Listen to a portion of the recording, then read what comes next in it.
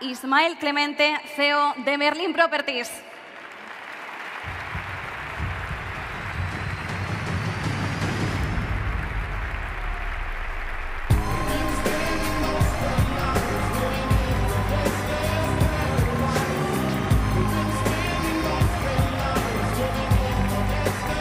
¿Qué tal, Ismael? Muchas gracias. Adelante.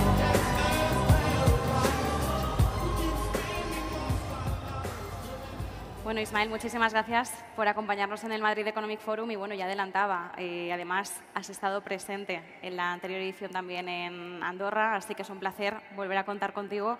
Como decimos, vamos a hablar un poco de la figura de la SOCIMI, esa gran desconocida, a veces conocida pero de forma errónea, así que vamos a intentar también marcar algunos conceptos importantes y también hablaremos un poco de la trayectoria, ¿no?, de Merlin Properties.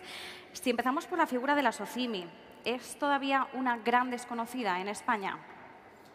Sí, creo que lo es. En parte es un problema de cultura financiera, pero también del hecho de que por existir ya MiFID II, cuando se creó la figura de la SOCIMI y salimos a cotizar, todos nosotros salimos al mercado sin tramo minorista. Entonces, los accionistas minoritarios se han ido incorporando a lo largo de nuestro viaje y todavía son poquitos, ¿no? Las grandes compañías cotizadas en la bolsa española que se cotizaron antes de MiFID salieron con tramo minorista, de estos que se distribuían por la tele con anuncios a través de los bancos y todo eso, y eso provoca una dispersión del capital mucho mayor. Luego se intentó proteger al accionista minoritario y lo que se hizo fue conseguir el efecto contrario, simplemente que se quedase fuera de las colocaciones y debido a eso nosotros salimos sin tramo minorista. En estos momentos tendremos unos 20.000 minoritarios, que es todavía muy poquito. Las grandes compañías españolas están entre 300.000 y 400.000. Todavía nos falta bastante mili para llegar ahí. ¿Cómo ha sido la evolución de Merlin? ¿Cuáles dirías que han sido esas estrategias clave que han permitido que se consolide como uno de los principales actores inmobiliarios en España? Bueno, yo creo que Merlin es un proyecto que nace de la absoluta necesidad. Es un equipo que nos conocíamos y que ejecutábamos juntos durante muchísimos años en banca de inversión, haciendo asset management, haciendo inversión de principal, y que en un determinado momento nos quedamos sin curro y tenemos que reinventarnos empezando desde cero. Y lo que tiene de peculiar es que es un equipo que ejecuta muy bien, muy rápido, con mucha precisión y sin dejar cabos sueltos. Entonces, en muy poco tiempo ha conseguido hacer muchísimas cosas, no reinventando, porque es imposible reinventar un sector tan tradicional y tan conocido como el inmobiliario, pero sí haciendo las cosas quizás de una forma diferente, de una forma pues más ágil, con más tecnología y sin tener miedo a hacer de vez en cuando experimentos como, por ejemplo, pues cuando decidimos en el 19 meternos de hoz y coz en el proceloso mundo de los centros de datos, ¿no? Enseguida hablaremos de ello. Además, creo recordar que esta mañana, no sé si ha sido Juan Ramón Rayo, que ha mencionado el tema de los centros de datos. Si no recuerdo mal, ha sido él citándote. Además, hay una cosa, y es que mediáticamente el perfil de la SOCIMI ha llegado a ser bastante polémico y vamos a intentar ahondar también un poco en el porqué, ¿no? Porque siempre se habla del régimen fiscal de la SOCIMI, que siempre, como decimos, suele generar debate, pero quizás en gran medida esa polémica, ese debate, parte del desconocimiento. Así que me gustaría que explicáramos cuál es ese régimen fiscal de las SOCIMIs y por qué. El régimen fiscal de las SOCIMIs es consecuencia de una decisión histórica. En Estados Unidos, después de la Segunda Guerra Mundial, el precio de la vivienda subió a una tasa anual compuesta del 7%, con lo cual entre el 45 y el 65 se triplicó. Y la mayor parte del ahorro americano en aquel momento estaba invertido en fondos y esos fondos requerían una liquidez que la tenía que proporcionar el sistema bancario y se basaban en las famosas tasaciones.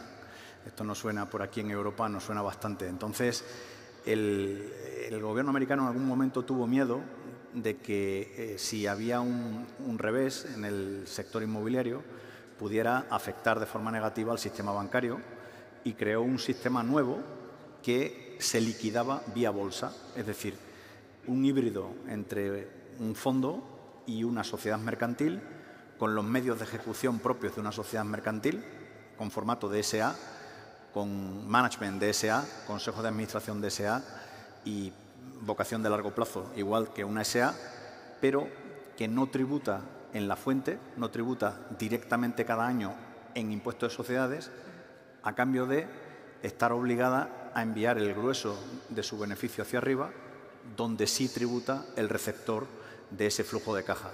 Entonces, bueno, existe en 60 países de la OCDE y, bueno, la única razón por la que en España ha sido, como dices, polémico, yo creo que ya está bastante resuelto, es simplemente pues porque yo creo que se conocía mal la figura, no estábamos ni mucho menos familiarizados con esta figura. En Estados Unidos hay 153 millones de americanos, salvo error, que tienen acciones de un REIT como forma de ahorro.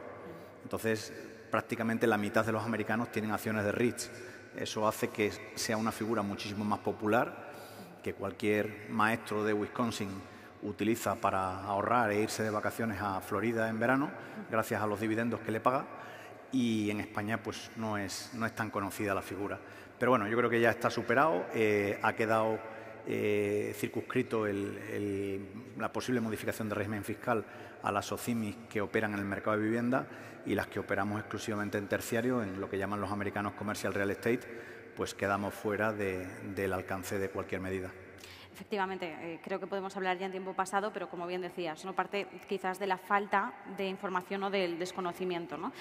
Por cierto, ha sido Espinosa de los Monteros quien ha comentado el tema de los centros de datos, Federatas, perdón, que he citado a Rayo incorrectamente. ¿Cuál es el impacto del paquete fiscal de vivienda asequible del Gobierno? Sabemos que afecta a la tributación de aquellas SOCIMIs que invierten en residencial, por lo cual Merlin no se vería afectada. Sí, bueno, de momento no es una modificación muy profunda. Cambia la tributación del 15 al 25 en los beneficios no distribuidos y ya está, para aquellas que no cumplen un mínimo de inversión en vivienda asequible, y no es mucho más que eso, no hay más. ¿Cuál es el peso que tienen actualmente los distintos segmentos del portfolio de Merlin? Tenéis oficinas, tenéis logística, centros comerciales. ¿Hacia dónde se dirige ahora vuestra diversificación? Bueno, es un trabajo en curso, ¿no? Acabamos de empezar a cambiarle la piel a la compañía, ¿no? A día de hoy pesan las oficinas como un 55%. En torno a un 20% la logística, más o menos otro 20% los centros y más o menos un 5% por valor de activo los centros de datos, que todavía prácticamente no representan casi nada en nuestra cuenta de resultados en el 24. Ahora ya en el 25 sí que representarán más. Por tanto, es de ahí desde donde partimos, y con un horizonte 2030 probablemente estaremos en una situación en la que los centros de datos supondrán entre el 40 y el 50% de nuestra cuenta de resultados y probablemente de nuestro valor, y los activos tradicionales, logística, centros comerciales y oficinas, representarán entre los tres el otro 50%. Es decir, que va a haber un cambio significativo, va a haber un cambio de la balanza. Bastante sustancial, que ahora mismo el mercado no puede ni imaginarlo, porque estamos en plena construcción. El mercado estas cosas normalmente las obvia, piensa que cuando inicias una transformación profunda de una compañía, pues suena la música y a los 3 minutos ya lo tienes hecho, pero no, nos quedan pues 3 años por delante de construir, equipar y luego comercializar un montón de capacidad IT en nuestros centros de datos. Y eso que en términos meramente bursátiles los inversores siempre intentan adelantarse, ¿no?, a cualquier escenario a futuro, pero como no tenemos la bola de cristal, desde luego es muy difícil llegar a descontar escenarios que todavía ni siquiera podemos del todo previsualizar, ¿no? Pero bueno, ahí también está el ojo avizor de las empresas de cara a adelantarse también a esos escenarios. ¿Qué criterios sigue Merlin a la hora de adquirir o de desprenderse de activos? Bueno, básicamente intentamos batir nuestro coste de capital en todo lo que hacemos. En los activos que tenemos, obviamente, pues lo que intentamos es afinarlos, mejorarlos mediante inversión. Y en los que no tenemos y tenemos que desarrollar, pues intentamos conseguir retornos superiores a los de los activos que tenemos en cartera, porque si no, pues en principio no merecería la pena hacer nuevos desarrollos. Eso es lo que hacemos, con un criterio estratégico que se define plurianualmente y que tendencialmente te indica más o menos por dónde va a ir tirando la compañía. En estos momentos pues estamos sobre todo desarrollando centros de datos, secundariamente logística, y sin embargo estamos bastante quietos en oficinas y en centros comerciales. Pero el ciclo girará, habrá otro momento de ciclo, se alcanzará sobreoferta, por ejemplo, en alguna de las categorías de activos en los que trabajamos, y dentro de 5 años igual lo que estamos desarrollando son oficinas. Es decir, que no hay nada escrito, nosotros nos vamos adaptando al mercado de una forma bastante ágil. Tenéis flexibilidad, margen de maniobra. Bastante, sobre todo ahora que tenemos una capitalización muy buena y la compañía no tiene restricciones desde el punto de vista de apalancamiento. Es una compañía que está muy bien capitalizada y en estos momentos pues la verdad es que tiene claramente el favor del mercado, ¿no? Probablemente estaremos en el top 5 a nivel de favor por parte de los inversores en estos momentos en Europa. Nos comentabas el peso que tiene ahora mismo el segmento de oficinas. ¿En qué momento se encuentra actualmente este mercado? Oficina, es que esto, claro, después de toda la literatura que se ha vertido sobre teletrabajo.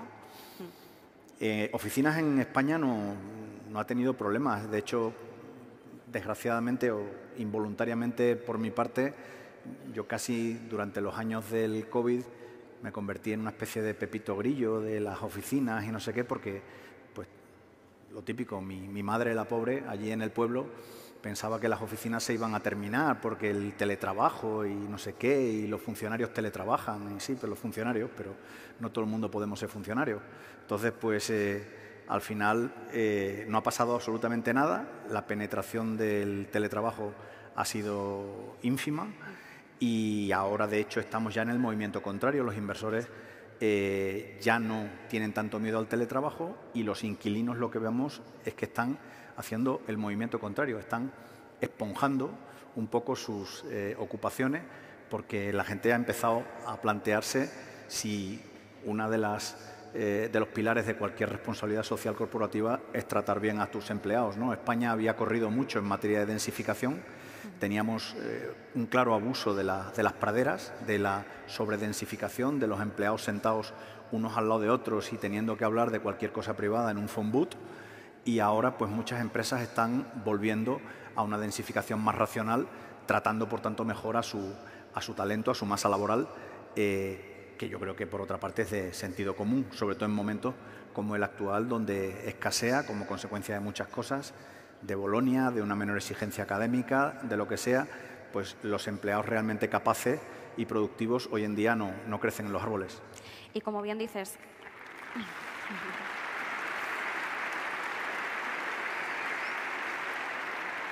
Y como bien dices, estamos volviendo a la presencialidad, exceptuando algunos sectores, pero sí que es verdad que estamos volviendo a la presencialidad.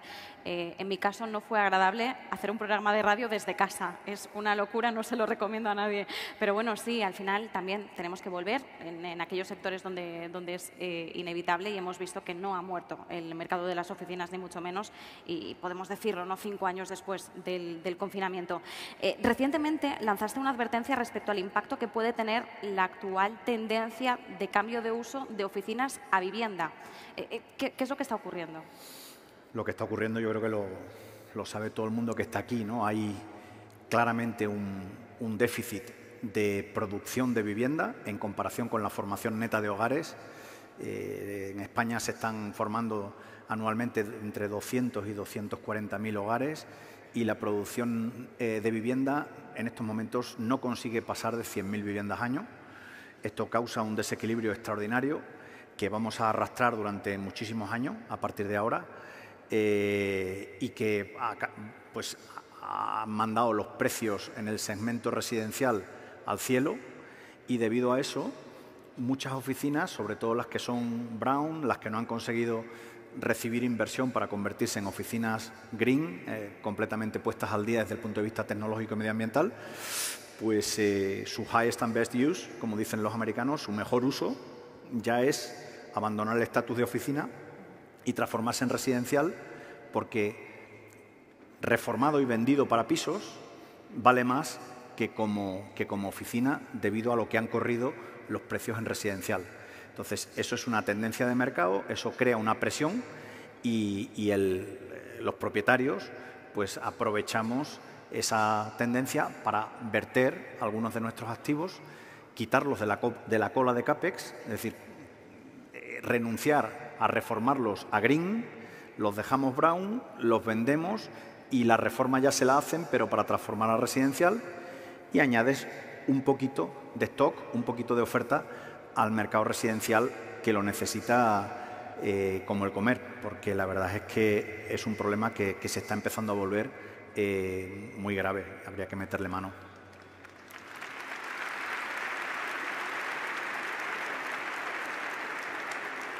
Nos has dibujado de cara a futuro ese plan, de cara al 2030, cómo podría cambiar la balanza, ¿no?, de la diversificación de activos de Merlin, con un gran peso en los centros de datos, que todavía tiene un gran potencial, ¿no? Estamos apenas en el inicio. ¿Cuál es ese potencial y, sobre todo, cuáles son las tendencias que veis vosotros, qué expectativas manejáis de este mercado? El potencial es un potencial de España en general. Es decir, tengo un amigo que anteriormente dirigía la Asociación Española de Centros de Datos, que decía que era la mayor oportunidad para España desde la conquista de América. Yo no sé si me iría tan atrás, pero desde luego sí que es muy parecido al regalo que nos hizo Dios con el sol y la playa. Es decir, por razones que solo Él sabe, a España le ha mandado el 70% de los cables de comunicaciones submarinas del mundo, que ni los hemos negociado, ni los hemos pedido, y si lo hubiéramos hecho seguramente no hubieran venido. Pero han venido de casualidad, los tenemos aquí y tenemos que aprovecharlos.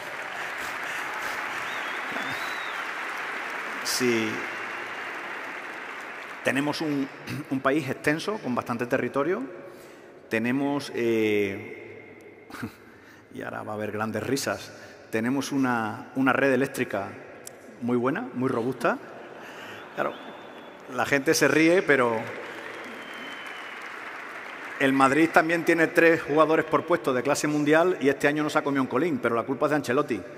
Entonces, en la red eléctrica pasa un poco lo mismo. Es una red muy bien mallada, una red bien calculada, que obviamente necesitará inversiones a futuro en la medida en que vayan entrando grandes industrias electrointensivas, y una de ellas son los centros de datos, pero parte de una posición bastante buena, sin experimentos. Es decir, si aprovechamos todo nuestro mix de energía como lo aprovechan los países desarrollados, sin intentar hacer cosas raras de experimentos en materia de exceso de renovables, etcétera, ¿no? Entonces, pues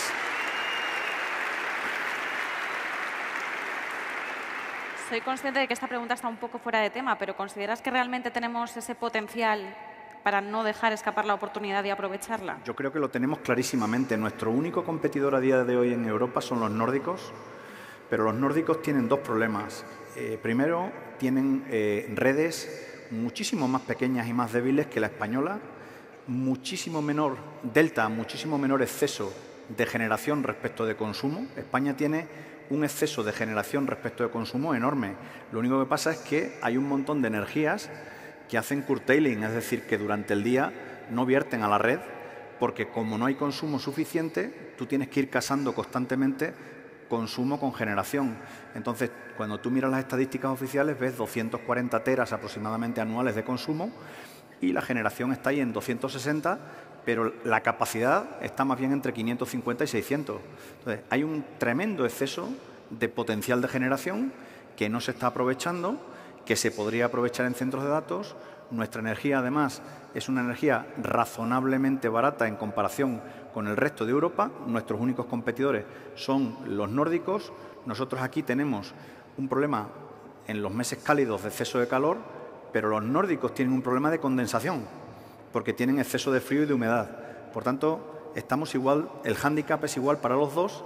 Nuestra red es mucho más robusta, tenemos mucho más exceso de producción sobre consumo y territorio, con lo cual las posibilidades muchísimas más renovables. Además, ellos tienen mucho hidro, pero nosotros tenemos mucho viento y mucho fotovoltaico, con lo cual, bueno, pues las posibilidades son realmente buenas y lo que habría es que aprovecharlas, ¿no? Si no lo hacemos, países que andan bastante espabilados, como Francia, gracias al tremendo poder que suponen sus 56 plantas nucleares, pues al final acabará comiéndonos la tostada. O sea, que es la típica situación en la que tienes que elegir entre el que inventen ellos o coger el toro por los cuernos y traer esa industria aquí, que tenemos inmensas posibilidades.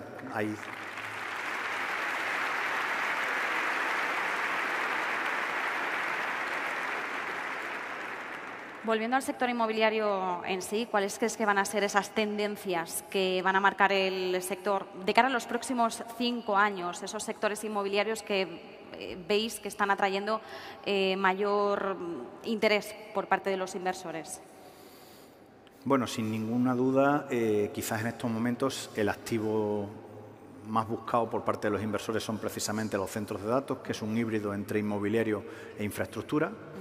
Pero de los sectores tradicionales de inmobiliario, la transformación de oficina, por ejemplo, a residencial es claramente un tema de inversión, y luego los diferentes formatos de semirresidencial, ¿no? El flex living, co-living, etcétera, que son segmentos que a lo mejor son menos conocidos por la gente, pero le quitan un poquito de presión a esa caldera que es el defecto de oferta residencial.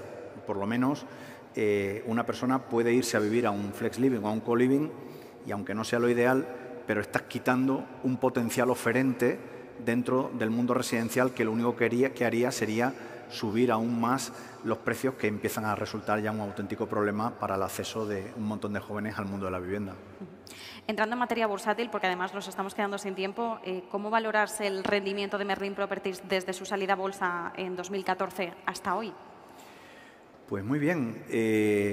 Claro, la gente no está muy familiarizada con el concepto de precio ajustado de salida. Mucha gente piensa que salimos a 10 y que estamos en 10,80 o 10,90. Pero si miran en Bloomberg nuestro precio ajustado de salida, pues es 7 y pico. Por tanto, pues estamos casi 4 euros por encima de nuestro precio de salida. Y lo más importante es que en ese periodo hemos repartido 2.100 y pico millones de euros en dividendo, que es nuestra razón de ser. Por tanto, para cualquiera que entrase en la salida a bolsa, pues le ha ido muy bien. ¿Dónde ves a Merlin Properties dentro de 5 años, por marcar un horizonte temporal un poquito más cercano, ¿no? Y no irnos tan lejos, en términos de posicionamiento y de expansión? Bueno, hemos tenido pues un periodo de reflexión interna en relación con el intento de cambio del régimen de SOCIMI, etcétera, respecto de qué hacer. Sí. Obviamente, mientras no nos ataquen, nuestra vocación es seguir siendo una compañía fundamentalmente ibérica, España-Portugal, hacernos fuertes aquí, que es nuestro mercado core, donde realmente sabemos lo que hacemos y conocemos perfectamente el terreno que pisamos. Y nuestra intención sería aprovechar la palanca que nos proporcionan los centros de datos para crecer hasta pues, unos 1.000 millones de euros aproximadamente de ingresos, frente a los 530 que tenemos más o menos este año, y doblar aproximadamente también el cash flow, que es muy importante, y de esa forma consolidarnos, pues si ya estamos entre las 10 principales SOCIMIs de Europa, pues intentar, si podemos, colocarnos en un posible top 5, de cara a que si algún día se produce una consolidación de los mercados de capitales europeos y se produce una cotización única europea, una especie de Nasdaq o NYSE europeo, donde coticen las compañías más importantes, pues poder estar o poder ser dignos, poder ser acreedores de entrar en ese mercado europeo como fundadores desde nuestra humilde posición aquí en España, que no es fácil. No, desde luego. Fuerte aplauso, por favor. Con esto hemos llegado al final de la charla. Ismael Clemente, CEO de Merlin Properties, ha sido un placer. Muchísimas gracias por tu tiempo y por la generosidad al compartir estos mensajes. Por favor, un fuerte aplauso. Gracias a ti, Marta. Muchísimas gracias. Gracias.